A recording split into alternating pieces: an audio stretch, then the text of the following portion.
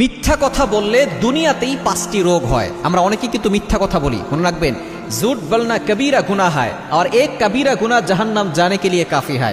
মিথ্যা কথা বলা হচ্ছে কবিরা গুনাহ, আর একটা কবিরা গুনাহ জাহান্নামে যাওয়ার জন্য যথেষ্ট। এজন্য মিথ্যা কথা যারা বলে তারা কিন্তু অনেক ভয়ঙ্কর অপরাধ করে। কিন্তু দুঃখজনক হলেও সত্য, আমাদের ম্যাক্সিমাম মুসলমান একেবারে ফজর থেকে নিয়ে দেখা যাচ্ছে ঘুম থেকে ওঠার পর থেকে নিয়ে ঘুমানোর আগ পর্যন্ত কথায় কথায় মিথ্যা বলে। এই মিথ্যা বলা থেকে দূরে সরে আসতাম। নবী সাল্লাল্লাহু আলাইহি ওয়াসাল্লাম জানিয়ে দিয়েছেন এই মিথ্যা কথার দুর্গন্ধ হচ্ছে এত বেশি, যদি এই মিথ্যা কথার দুর্গন্ধের কারণে দেখা যাচ্ছে ফেরেশতারা তার থেকে 100 হাত দূরে থাকে, 100 মাইল দূরে থাকে। সুতরাং এই মিথ্যা কথা কখনো বলবেন না। মিথ্যা কথা বললে দুনিয়াতেই আপনার 5টি রোগ হবে। 1 নাম্বার হচ্ছে আপনার চেহারার সৌন্দর্য নষ্ট হয়ে যাবে, চেহারার যে বিউটি আছে, কিউটনেস আছে, এগুলো নষ্ট হয়ে যাবে, চেহারার সৌন্দর্য থাকবে না। 2 নাম্বার হচ্ছে আপনার অন্তর মরে যাবে, আপনার তখন ভালো কাজ আর ভালো লাগবে না।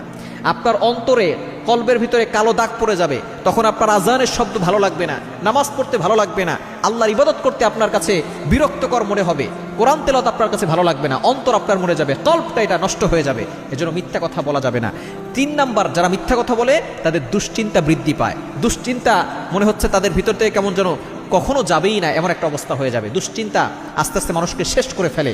এই ডিপ্রেশনে যারা থাকে, ফার্স্ট্রেটেড পিপল যারা, তারা কিন্তু আস্তে আস্তে বড় ধরনের সমস্যার ভিতরে পড়ে যায়, স্ট্রোক করে ফেলে, হার্ট অ্যাটাক করে ফেলে। হার্ট অ্যাটাকের ঝুঁকি বাড়ে দুশ্চিন্তার কারণে। এই জন্য যখন আপনি মিথ্যা কথা বলবেন এই দুশ্চিন্তা বেড়ে যাবে। দুশ্চিন্তা বেড়ে গেলে কিন্তু আপনার সমস্যা হয়ে যাবে। এবং 4 নাম্বার হচ্ছে স্মৃতিশক্তি দুর্বল হয়ে যায়, আপনার স্মৃতিশক্তি আস্তে আস্তে দুর্বল হয়ে যাবে।